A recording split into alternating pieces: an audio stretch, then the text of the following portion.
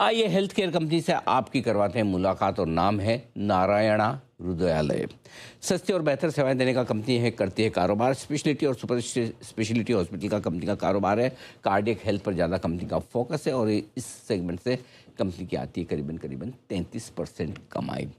आइए नतीजे आए थे इस वीकेंड पर और मैं आपके सामने रिजल्ट रख दूँ एक बार जल्दी से। किस तरह के रहे रिजल्ट्स? आय में देखिए 76% की दमदार ग्रोथ, क्या बात है। 76%, 2,600 करोड़ के आसपास पहुंचा है आय का आंकड़ा। एबिटा यानी कि कामकाजी मुनाफा 43%, 43% बढ़कर आया है 510 करोड़। मार्जिन्स 24% से थोड़े से घटे हैं, 20% पर हैं। वहीं मुनाफा पैट 16% बढ़कर 228 करोड़ पर आता दिखा है, यानी कि नंबर्स काफ़ी मजबूत दिख रहे हैं। स्टॉक में आज अच्छा रिएक्शन भी आता हुआ दिखा है, बढ़िया तेजी का बनता हुआ। आइए एक खास मेहमान का करते हैं स्वागत। हमारे साथ कार्यक्रम में शामिल हो रही हैं संध्या जे, जो इस ग्रुप की सीएफओ हैं, चार्टर्ड अकाउंटेंट हैं और 4 साल से आप कंपनी के साथ हैं। संध्या जी गुड मॉर्निंग, बहुत बहुत स्वागत है आपका। धन्यवाद आपका जी बिजनेस को समय देने के लिए। नंबर्स बहुत मजबूत दिखे, स्पेशली आपकी टॉप लाइन काफ़ी तगड़ी आती दिखी है। ऑपरेशनली एबिटा लेवल पर भी परफॉर्मेंस काफ़ी स्ट्रॉन्ग रही है। क्या ट्रिगर्स से खास इस लास्ट क्वार्टर में इस दमदार परफॉर्मेंस के पीछे? नमस्ते। नमस्ते जी। मुझे बताने के लिए आपका धन्यवाद। Thank you. हमारे बिजनेस में 3 पार्ट्स हैं, एक इंडिया, एक केमन और एक यूके, जो हमने अभी रिसेंटली एक्वायर किया है नवंबर में। इंडिया में आपने देखा एबिटा में सिग्निफिकेंट ग्रोथ दिखा है। मेनली हमारे throughput initiatives, digital transformation, bed transformation and pair mix improvement, so इन सब के वजह से इंडिया का जो नंबर्स आए हैं वो काफ़ी पॉजिटिव आए हैं। एज फार एज केमन इज कंसर्न्ड, केमन में हमने कैपेसिटी इंक्रीज किया था और उसकी वजह से रेवेन्यू ग्रोथ भी दिखा और हॉस्पिटल में मार्जिन इंप्रूवमेंट भी दिखा। केमन में हमने इंश्योरेंस बिजनेस शुरू किया है, उसमें रेवेन्यू काफ़ी सब्सटेंशियली आया, पर उसका क्योंकि insurance is a long gestation business, तो उसकी वजह से थोड़ा डाइल्यूशन भी आया मार्जिन में। आप जो ओवरऑल डाइल्यूशन देख रहे हैं वो यूके की वजह से आया है। यूके हमने नवंबर में एक्वायर किया था और उसके it's a low margin business जो हमने एक्वायर किया है, तो उसकी वजह से आपको ओवरऑल जो आप एबिटा में डाइल्यूशन देख रहे हैं वो उसकी वजह से आ रहा है। फिर उसका इफेक्ट एलिमिनेट करेंगे तो हमारा एबिटा मोर और less same as last year होगा। बिल्कुल ठीक है। मार्जिन जो 24% 20% आए, उसकी कोई खास वजह और क्या रीजनेबल मार्जिन क्या रेंज में रहेंगे FY27 के लिए, जरा समझाएं आप। मेनली यूके की वजह से, क्योंकि यूके से 10% एबिटा बिजनेस, इंडिया 25% पे चलता है, केमन भी हायर मार्जिन पे चलता है, तो उसकी वजह से आप ओवरऑल डाइल्यूशन देख पा रहे हैं।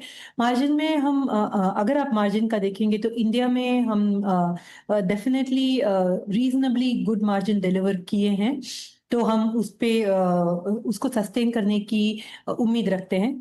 केमन के मार्जिन में हम अगले साल थोड़ा इम्प्रूवमेंट देखेंगे, क्योंकि जो इंश्योरेंस से डाइल्यूशन आ रहा है वो धीरे धीरे हम कम कर पाएंगे जैसे हमारा बिजनेस स्टेबलाइज होता जाए। यूके में भी हम इम्प्रूवमेंट देख पाएंगे, क्योंकि यूके का भी हमारा काफी सारे इनिशियल कॉस्ट्स हैं, जैसे प्री एक्विजिशन कॉस्ट्स जो हमको बुक करने पड़े, वो सब मार्जिन में अभी फैक्टर्ड है।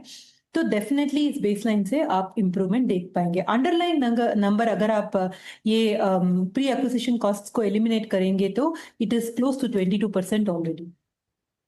यानी जैसे जैसे आपका बिजनेस बढ़ेगा आपके कॉस्ट और मार्जिन्स बेटर होते हुए दिखेंगे। लेकिन कैमन आइलैंड की भी आपने बात की, वहाँ पर भी आपने प्रेजेंस दी है, लेकिन क्या वहाँ पर बड़े एक्सपेंशन का स्कोप है? क्योंकि जो हमें समझ में आता है कि शायद पॉपुलेशन छोटी है, छोटी जगह है, छोटा देश है, तो क्या वहाँ पर जितना एक्सपेंशन करना था कर चुके हैं या और भी होगा? हाँ, जितना एक्सपेंशन करना था हम कर चुके हैं। हमने पिछले साल नया हॉस्पिटल कमीशन किया था, तो उसका भी हम अब देख पा रहे हैं कि काफ़ी ग्रोथ आया है हॉस्पिटल सेगमेंट में। उसकी वजह से इंश्योरेंस में भी हमने काफ़ी सिग्निफिकेंटली मार्केट को पेनिट्रेट किया है, तो उसमें हम थोड़ा ग्रोथ देख पाएंगे करंट ईयर में, बट वो भी थोड़ा बैलेंस्ड रहेगा। तो हम बोल सकते हैं कि हम एक स्टेबल स्टेट पे पहुंच चुके हैं केमन में। संजय जी जरा ये भी बताएं कि FY27 के लिए अगर कोई मैनेजमेंट की तरफ से आपने गाइडेंस आउटलुक तैयार किया है कि किस तरह की ग्रोथ आप टारगेट करके चल रहे हैं, प्रॉफिटेबिलिटी, मार्जिन्स, जरा समझाएं, और किस तरह के एक्सपांशन प्लान्स हैं आपके लिए FY27 के लिए?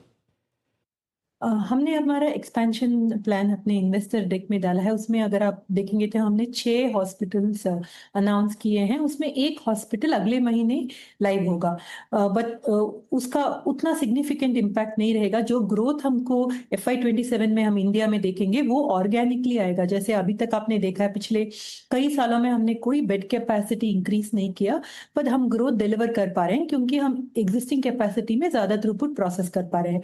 तो इंडिया का ग्रोथ ऑर्गेनिक रहेगा।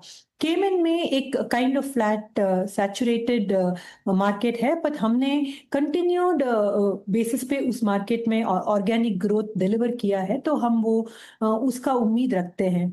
यूके इज ऑल्सो हमने जो इज ऑर्गेनिक ग्रोथ मार्केट, हम ये उम्मीद रखते हैं कि हम यूके में जो हम एक्विजिशन के पहले जो ग्रोथ देख रहे थे उससे ज्यादा ग्रोथ डिलीवर कर पाए। तो ओवरऑल हम meaningful growth and meaningful cash flow generation की उम्मीद रखते हैं FY27 में। Okay, perfect. तो यानी कि FY27 भी रहेगा बेहद मजबूत, ये आउटलुक आपके लिए आता हुआ संजय जी की तरफ से। बहुत बहुत धन्यवाद आपका, आपने समय दिया, विस्तार से नतीजों पर बातचीत की और साथ ही आगे का आउटलुक भी हमारे सामने रखा। नारायणा हृदयालय बहुत ही दमदार नतीजे आए इस तिमाही में और आगे के लिए भी आउटलुक मैनेजमेंट की तरफ से बहुत ही स्ट्रॉन्ग आप